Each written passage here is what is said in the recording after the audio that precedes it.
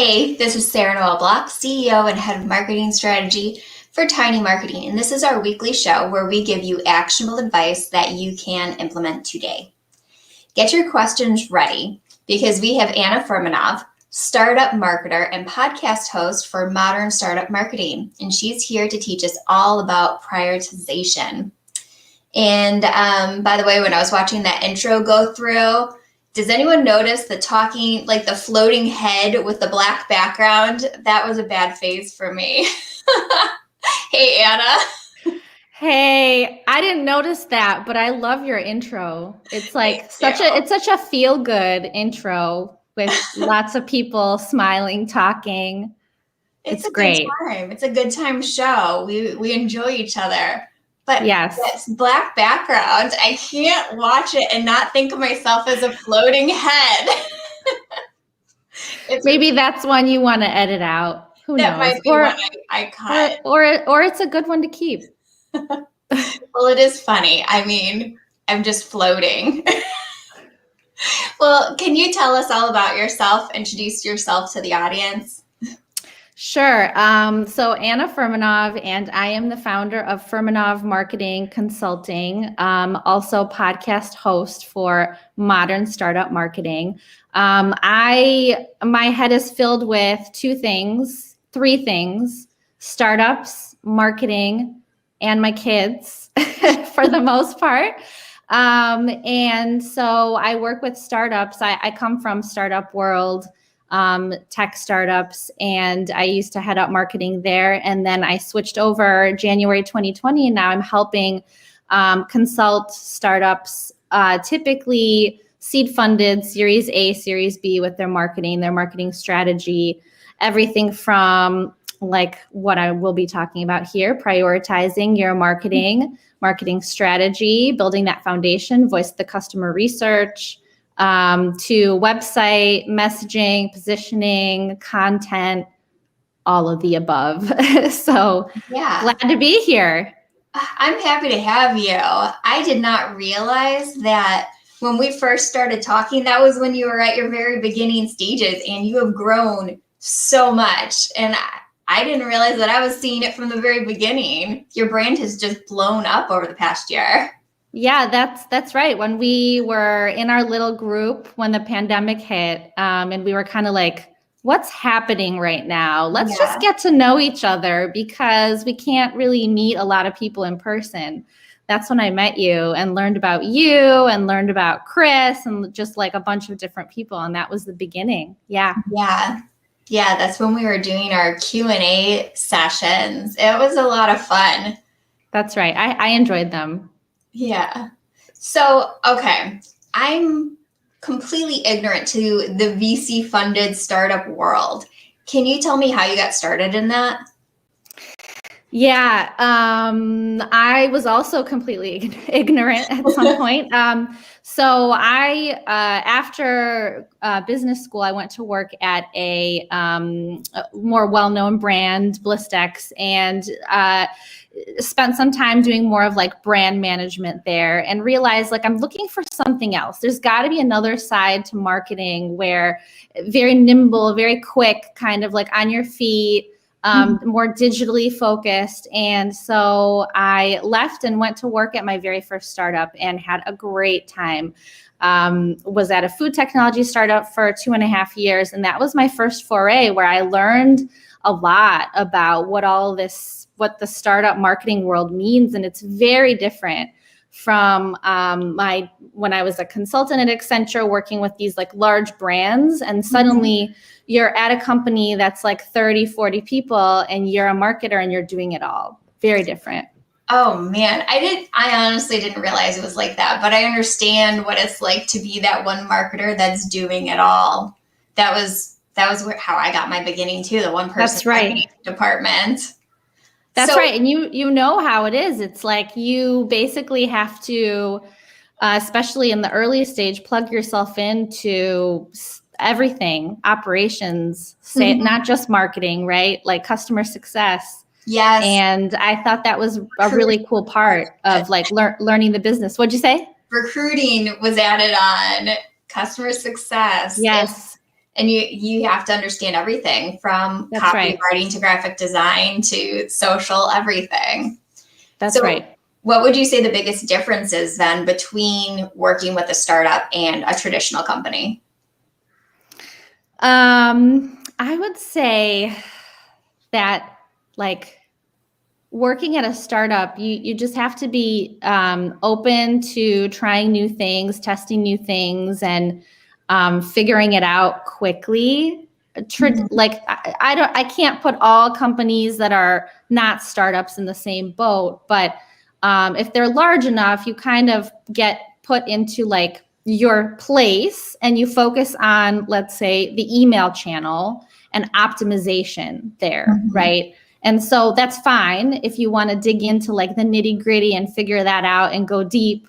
But for me personally, I really enjoy high level strategic conversations and kind of getting the lay of the land across a lot of different areas of a company. That's why I started my own company and have been loving it and enjoying it, as difficult as it is, right? Kind of like figuring it all out yourself and talking to people and being like the finance department and the marketing and sales and everything, right? Operations. It's fun. I think it's if you're that sort of minded person, you're going to really love that versus going deep into something and staying there for years. Mm-hmm.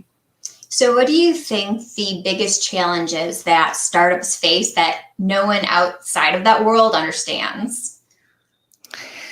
Oh, there's lots of different challenges that startups face. I would say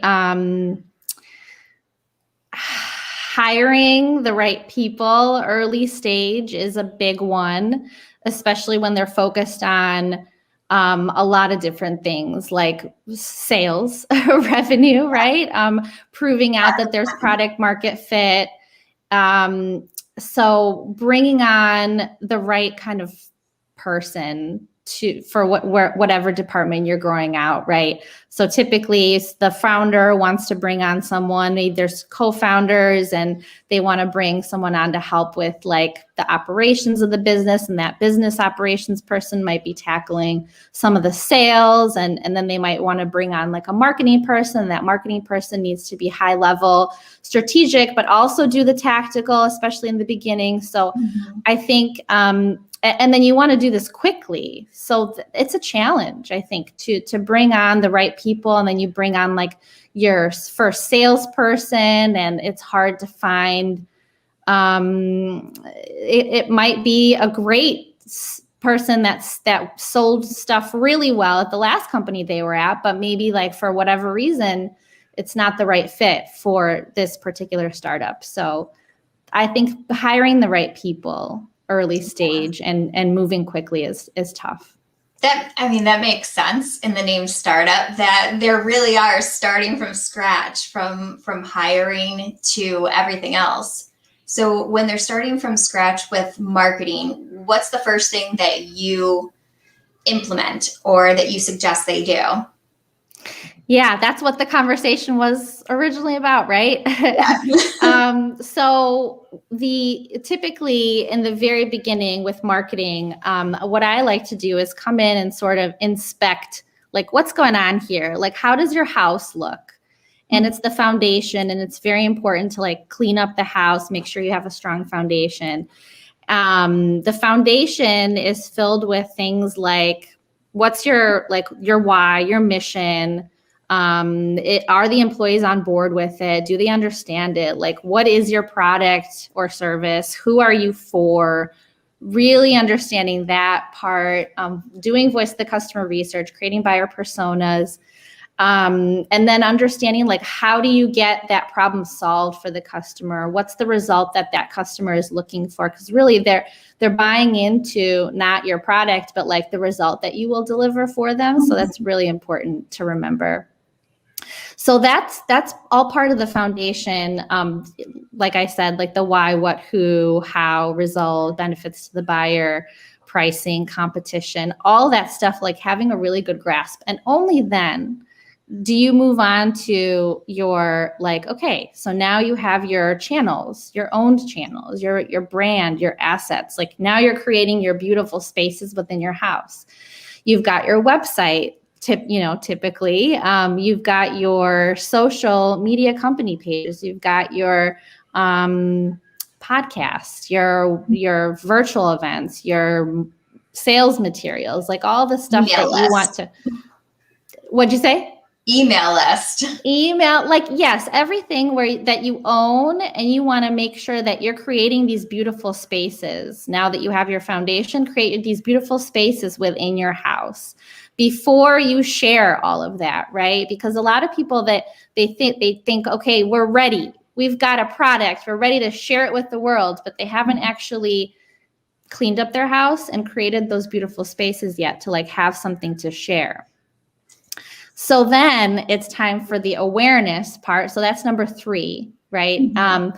And awareness is what everyone gets excited about, like letting people know. And the one thing that I always mention with awareness and like channels and testing channels is the book Traction is really, really good. It's not new, but it is like still stands the test of time, and talks about how to go about testing different channels in a very systematic way. And I like to put structure to my marketing efforts. Yeah. So I love this book, and basically it talks about creating your list of top channels. There's lots of channels that you can test. There's lots of channels you could be in, and prioritizing those that you think will work best. So whether it's PR or social ads or email or going after influencers or virtual events or podcasting, you need to make a list. You need to prioritize, and there's like a way to rate, what to go after first and see if it works. Yeah, that was on my list of questions I wanted to ask is how do you figure out those channels that really work, where your audience is living? So you recommend the book Traction? I definitely recommend the book Traction. I'm not the only one that recommends it. I've actually talked to other folks that come from the startup world, and it was actually recommended to me when I first started at my first startup. So it's great. It's very much like foundational thinking that I still keep in my back pocket, think about, and even wrote an article on which you can find in my featured section on LinkedIn, which is called "Prioritize Your 7 Steps to Systematically Test New Marketing Channels." And so that book comes up in there, and there's like the steps to follow. So if you don't want to read the book, you can always read the article, and it sums it up for you. Yes, that I'm adding to cart. It's official. I have a few people on this show have recommended that book to me, and I haven't gotten around to it yet. That's what I'm saying. It is like it's under the rug or whatever you want to call it. Like people don't really talk about things that are old, right? Because they're like, what's the new book that's out there around marketing? Ooh, I better get that. But there's a lot of tried and tested material that still works to this day. So no matter if you're going to like start thinking about new channels like Clubhouse or TikTok, it doesn't matter. Like there's still a systematic way to approach figuring out if that's the right channel to test. And also like before you even prioritize your list, you need to do some other research. Like look at the competition. You don't have to reinvent the wheel. Don't have to reinvent everything. Just understand like who are your competitors and poke around a little bit and explore the startups that have more funding, what's working well for them. And then you don't have to start really from scratch. Honestly, like startups don't really have to start from scratch. Very few of them are doing something that completely new. I mean, some of them are doing something completely new, but somebody else has like done a version of it. So you can like check out, well, these people are going after the same customers. What channels are they on? Some more research before you start doing anything. Yeah, that's actually my favorite place to start when I'm building out strategies is, well, competitors. especially when I'm trying to figure out like what kind of content clusters is this audience interested in? What kind of social media channels do they actually hang out on? So I'll look at our competitors, who has the most followers on what station or what channel, and which one is the most engaged. Focus there because it's the same audience. Same with publications. If there is like a media publication that has the same audience as you, then download their media kit, because it breaks, they have the funds to survey enough that it breaks down your customer profile for you. That's absolutely right. Yeah. Yeah. So we're thinking the same way. Mm-hmm. So you are known for your one-page marketing strategy. Can you tell me more about that? Yeah, this is also like a very tried and tested approach, and I can't take credit for it. I'm a big reader. I love books. And there's another book that I'm going to recommend. It's called The One-Page Marketing Plan. And if you don't want to read it, I also have an article that summarizes it and gives a template out if you want to fill this plan out. But essentially, it is the idea behind this one-page marketing plan by the book is by Alan Dibb, is nobody really looks back at their plan, like pages and pages. You write, you put so much thought and effort into it, and then you put it away in your drawer or in your Google Drive, and you never look at it again. Yes. And that's a problem because, yeah, it's a problem because you actually want to look back at it over and over. Like, okay, is the stuff that we're actually implementing, is it working? And what do we need to tweak? And you want your CEO to look at it. You want your other teams to look at it. So like everybody's on the same page. And so what this does, this plan is essentially just one page, and there's three parts to it. There's like, what do you do with the prospects? Like who you're for, right? Your target market. What's your message to them? How are you going to reach them? And what's your like objective, 1 or 2 objectives that you want to hit? And then it's the during phase. Like, how are you going to capture these leads, right? How are you going to nurture them? Mm-hmm. Well, how are you going to convert them? And then what are your objectives for that middle stage, like the during part? And then the after, which a lot of startups and just companies in general, we forget about the customer and increasing customer lifetime value. Like, how do I deliver a world-class experience for these customers, because customers are gold? How do I increase customer lifetime value? How do I get referrals? Because your customers, if they love you, if they're big fans, if they're ambassadors of your brand and your product, they're going to want to tell their friends. They're going to want to tell their colleagues. And so thinking about that, and then having objectives tied to the after stage. And that's it. I like that. I mean, it's simple. It's straight to the point of what you need. It actually goes really well with a system that another one of my guests, Bob Stanky, he talked about on here, the 3-2-1 system. So I'm going to make sure to link that with this. I think that they would pair really well together. Cool. What is this 3-2-1 system? I'm intrigued. Yes, let me pull it up. Hold on. It is basically, you start with 1. You have 1 goal for the year. And then you break it down into 2 strategies that you're going to implement to reach that goal. And then with each of those 2 strategies, 3 tactics that you're going to try. 3, 2, 1. Cool. I like that. Yeah, it's meant to be done in an agile manner, just like startups and tech. And it really was super effective. I'm going to actually put it in the comments, the link to the blog on it. And it also has access to the video so everyone can gain access to it. But I recommend reading that paired with this book. That's a great idea. Yeah, these are two books that are very much like part of my early on toolkit of stuff that like just works. And I don't like complicated things. I think a lot of times we overcomplicate marketing. we're trying to find like the latest thing out there, but we already have so much at our disposal, and it's just picking through that, figuring out what's like the high quality stuff that's going to help us, plan, test, and be more strategic and be more thoughtful with our marketing.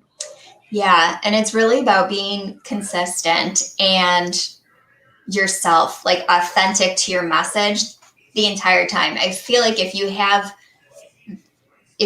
that and you try and genuinely educate your audience, you're going to succeed. You will catch the attention of people because you're trying to help them, and you're not trying to necessarily sell to them, but educate. That's right. The other thing I didn't mention with prioritizing your marketing is like after you're done with testing your channels, like figuring out maybe one works, two channels work, and then like going hard on them, and then still on the side kind of testing some new ones out. You want to go back and tweak your plan. Like never be satisfied with your plan. It's kind of the same thing as startups create their website and they're like, oh my God, we're done. We created our website. Don't touch it, right? That's not how it's going to be, because if you're constantly talking to your customers and your prospects and you're learning new things, and it's kind of like helping you shape and mold your product and service, you're going to want to go back and like tweak your plan. So it's not going to be perfect right out of the door. And so that's why I like the simplicity of this, one page or the 3-2-1 method. Like the simplicity really helps to have that mindset of like, this is a evolution. This is not a static thing. Yeah, that makes a lot of sense. And with your one-page marketing plan, for my own clients, I recommend that we update it each year and make revisions based on what we've experienced throughout that year. And then with the 3-2-1 method, that's done quarterly. So it's a good marriage, those two tools. Agreed. Yeah.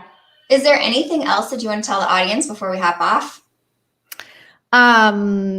Is there anything else? Oh man, that's a big question. Well, do you want to talk about your podcast? The podcast, I'm having so much fun with it. And we were chatting a little bit before hopping on here.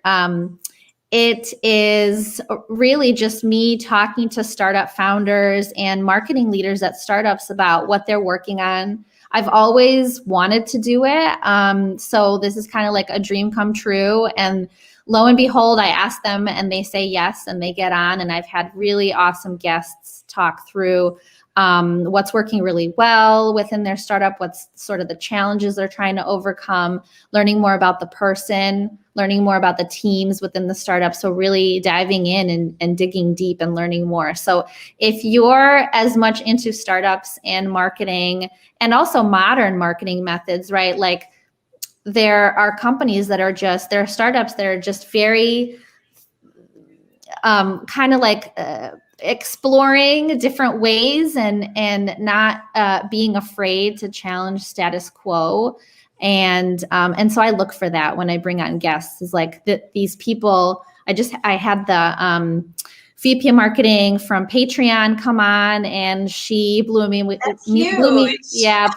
with like all the creativity. I mean, they're a platform for creators, right? So and they have so much content already, but then how do they actually use that content and also create that thought leadership? Because that's a pretty high bar. Like they're for creators and they're creating content, but she talked through it. It's fascinating.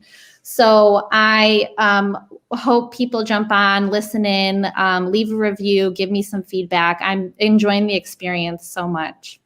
Yes, congratulations. It's grown so much.